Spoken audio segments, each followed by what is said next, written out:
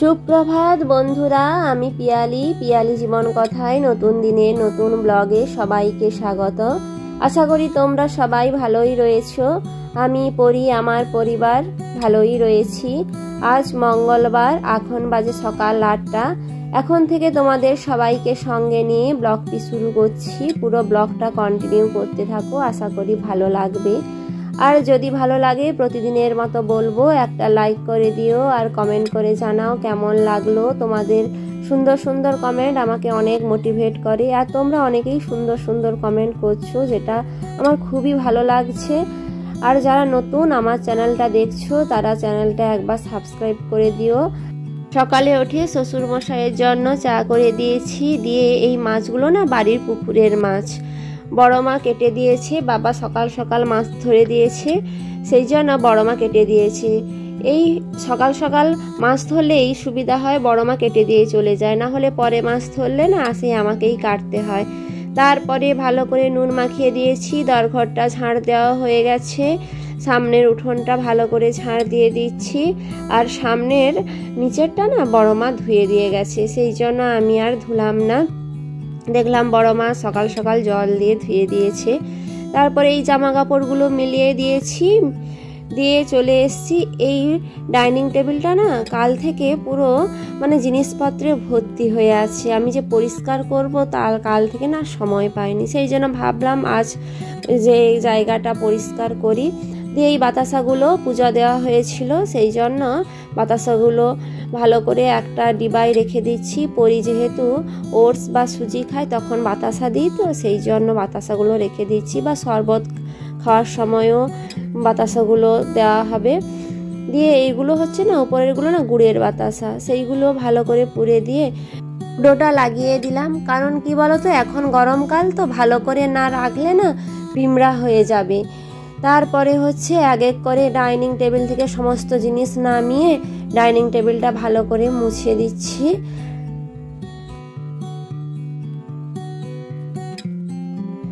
বাচ্চাদের পরীক্ষাও হয়ে গেছে। তারপরে মে মাস থেকে তো গরমে ছুটি পড়ে যাবে, তারপরে ভোর আছে। সেই জন্য তোমাদের দাদাকে বলেছিলাম যে আমি আর পরি দুজন তোমার কাছে যাব। সেই জন্য তোমাদের দাদা টিকিট করে দিয়েছে। 2 ওয়েটিং আছে, আশা করা যায় টিকিট হয়ে যাবে। 30 তারিখের দিকে আমি আর পরি এলাহাবাদ যাব। সেই জন্য একটু একটু করে জিনিসপত্র গুছাতে হবে, কারণ আগের বারে তো তাড়াহুড়া করে চলে এলাম। সেরকম আমার জিনিসপত্রগুলো রেখে এসেছি, কিন্তু পরির সমস্ত জিনিসপত্র নিয়ে চলে এসেছি, তো সেই জন্য সেই জিনিসগুলো নিতে হবে। তারপরে এবারে না আমি আর পরি একা যাব, তোমাদের দাদা না আনতে আসবে না। সেই জন্য অনেক একটু টেনশন তো লাগছেই। সকালে আখের রস কিনেছিলাম, সে একটু আখের রস খেয়ে নিয়েছি। দিয়ে জল ভরতে যাব, বাড়তি জলগুলো এই অ্যালোভেরা ড্রাগন গাছে দিয়ে দিচ্ছি। দিয়ে হচ্ছে এখন জল ভরতে যাব। জল ভরে এসে স্নান করব, স্নান করে পরীকে ঘুম থেকে তুলব। স্নান করে নিয়েছি, দিয়ে পরীও ঘুম থেকে উঠে পড়েছে। কোথায় রে মা? দেখি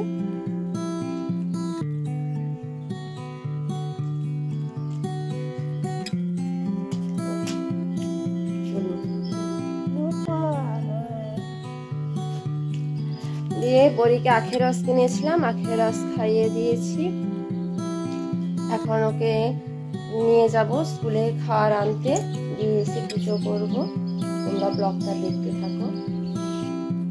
আমি আর স্কুলে যাইনি, ওখানে ঝুমোর বাড়িতে ওকে নিয়ে গেছিলাম, টিফিনটা নিয়ে গেছিলাম। দীপ হচ্ছে ওকে নিয়ে খাওয়াটা নিয়ে আসবে, সেই জন্য আমি আর যাইনি। কারণ গরম পড়েছে তো, উপরের পুজোর কাজটা তাড়াতাড়ি সেরে নিতে হবে। আর এখন নিচে বাবা সকাল সকাল মন্দিরটা ধুয়ে জল দিয়ে দেয়, দিতে অনেকটা তাড়াতাড়ি হয়ে যায় পুজো করা। এদিকে ফুল গাছে জল দিয়ে পুজোটাও করে নিয়েছি। দিয়ে নিচে এসে ফ্রিজে না দই আর মিষ্টিটা ছিল, ভাবলাম একটু দই আর মিষ্টি দিয়ে আজ মুড়ি খাই। প্রত্যেক দিন তো একই রকম খাই, আজ একটু অন্য রকম খাই। দিয়ে সেটা খেয়ে তারপরে হচ্ছে বিছানাটা গুছাতে চলে এসেছি। আজ না কাকিমা সকালে বলে গেল, কাকিমার বাড়িতে ঠাকুর বাড়ি পড়েছে। আমাদের বাড়ি যে মন্দির আছে, ওখানে কাকুর বাড়িতে 5 দিন ঠাকুর বাড়ি পড়ে, তারপরের 5 দিন আমাদের পড়ে। আমাদের শুক্রবার থেকে পড়বে, সেই জন্য কাকুর বাড়িতে ঠাকুর ভোগ হবে। আমাকে বলল ভাতটা করে নিতে। আর তরকারি দিয়ে যাবে। সেই জন্য ভাবলাম আজ অনেকটা সময় হাতে পেয়েছি, আজ ফ্রিজটা পরিষ্কার করব। বিছানাটা ঝেড়ে নিই, ঝেড়ে দিয়ে ভালো করে ফ্রিজটা ডিপ ক্লিন করব, কারণ অনেক দিন ফ্রিজটার ভেতরটা না পরিষ্কার করা হয়নি। তার উপরে যেহেতু ঠাকুর বাড়ি পড়বে, সবজিগুলো রাখা হবে, সেই জন্য আজ ভাবলাম ফ্রিজটা পরিষ্কার করে নিই সময় যখন পেয়েছি। পালঙ্কের এই নকশাগুলোতে না এত নোংরা জমে যায়, আর মানে ছোট ছোট মাকড়সাও ফাঁদ করে দেয়। সেই জন্য ভাবলাম আজ যখন একটু সময় পেয়েছি একটু কলিন দিয়ে ভালো করে মুছিয়ে নিই, কারণ এরকম সময় না সেরকম পাই না। আর একদিন রান্না টান্না করতে না হলে না অনেকটা সময় পাই, দিলে বাইরের কাজটা না অনেকটা করে নেওয়া যায়, কারণ এই সময়টা রান্নার কাজে পুরোটাই চলে যায়। তার উপরে আবার পরীকে ঘুম করাতে খাওয়াতে অনেকটা সময় চলে যায়, বাড়তি সময় না পাই না। তারপরে ভালো করে উপরের এই যে পালঙ্কের স্ট্যান্ডগুলো সেগুলোও মুছে নিলাম। তারপরে চলে এসেছি ফ্রিজটা পরিষ্কার করব বলে। ফ্রিজে এই জিনিসপত্রগুলো আছে, প্রথমে এগুলো সমস্ত বের করে দেব। তারপরে ফ্রিজটাও আগে বন্ধ করে দিয়েছি, দিয়ে প্লাগটাও খুলে নিয়েছি। বলা যায় না, বন্ধ থাকলেও প্লাগটা যদি গোঁজা থাকে বোর্ডে, সুইচ বোর্ডে, অনেক সময় কারেন্টটাও শক খায়। সেই জন্য প্লাগটাও খুলে নিয়েছি, দিয়ে সমস্ত জিনিস বের করে আর ফ্রিজের এই নিচের পোর্শনটা পুরোটা বের করে দিয়েছি। এগুলো বাইরে ধুয়ে একটু রোদে দিয়ে দেব, যেগুলো খোলা হয়। আর একটু সার্ফ জল করে ভালো করে ফ্রিজটা এখন মুছে নিচ্ছি।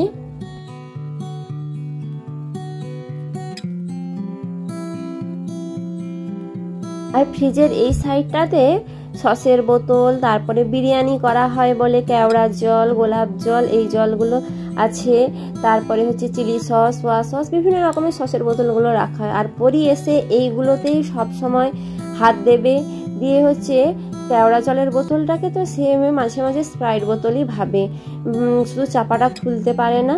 নাহলে এই দেখো, এটা নিয়ে যে কি করে, মাঝে মাঝে তার স্প্রাইট বোতলই মনে হয় স্প্রাইট আছে, একেবারে মুখে দেবে, কিন্তু চাপাটা ভালো করে লাগা থাকে বলে না খুলতে পারে না।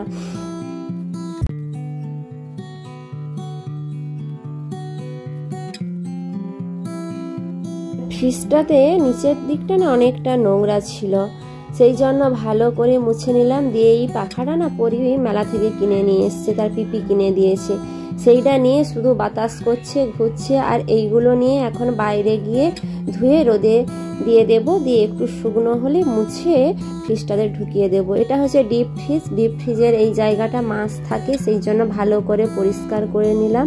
দিয়ে একটা শুকনো কাপড় দিয়ে ভালো করে ফ্রিজটা মুছে নিচ্ছি।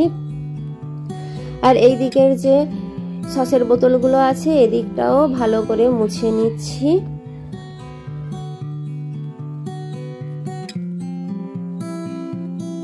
এখন বাজে প্রায় 12টা, সেই জন্য ডাল আর ভাতটা বসিয়ে দিয়েছি। ডালটা বসিয়ে দিয়েছি কারণ কি বলতো, ওই ঝাল তরকারিগুলো না পরি খেতে পারবে না, ডাল আর আলু ভাতে দিয়েছি, ওটা দিয়েই পরি খাবে।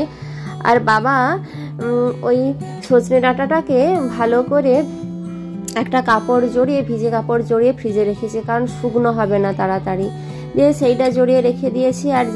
আর যেই জিনিসগুলো খোলা হয়েছিল নিচের দিকটা সেগুলো বাবা লাগিয়ে দিয়েছে। আমি এসে সবজি ব্যাগ থেকে আজ বাবা বাজার করে নিয়ে এসে সমস্ত সবজি এক এক করে রেখে দিচ্ছি। আর এই সবজিগুলো ঠাকুর বাড়ি পড়লে মানে এখান থেকেই নিয়ে গিয়ে ওখানে রান্না হবে, সেই জন্য ভালো করে পরিষ্কার করেই রাখছি। এদিকে পরি আর ভাগনাকে বাবা স্নান করাতে নিয়ে গেছে, আর আমার এদিকেও পুরো ফ্রিজটা গোছানো কমপ্লিট হয়ে গেল। ওদিকে আমার ভাতটাও হয়ে গেছে, এবার ওদের খাওয়াবো।